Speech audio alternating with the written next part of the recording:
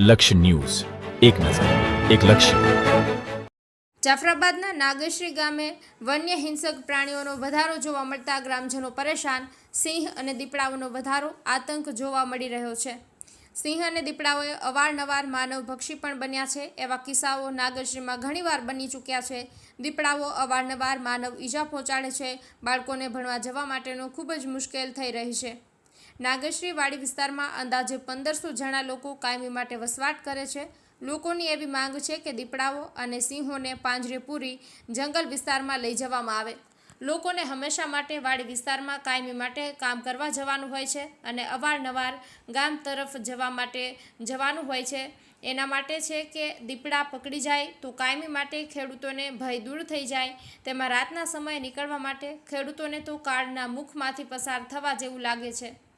One વિભાગ વારંવાર દીપડાઓને પાંજરે પૂરીને લઈ તો જાય છે, પરંતુ પ્રશ્ન તો તેનો એ જ રહે છે કે ખેડૂતોની એવી માંગ છે કે દીપડાઓ હિંસક પ્રાણીઓથી કાયમી મુક્તિ મળે.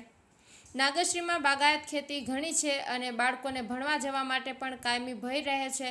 ખેડૂતોની એવી માંગ છે કે પાંજરા મૂકી અને દીપડાઓ તેમજ સિંહને પકડી જાય તો ખેડૂત ભયમાંથી મુક્ત થાય. કાળુશા કનોજિયા, જાફરાબાદ, અમરેલી.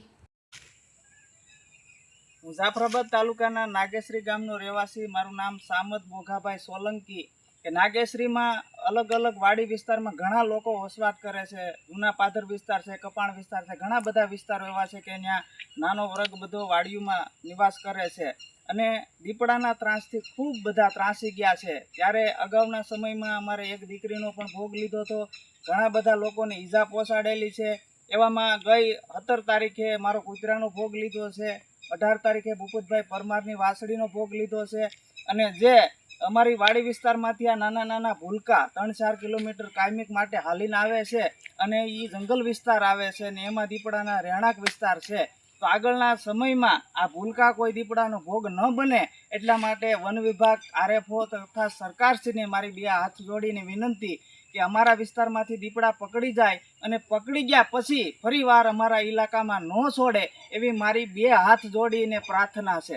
જય હિન્દ, વંદે માતરમ, ભારત માતા કી જય.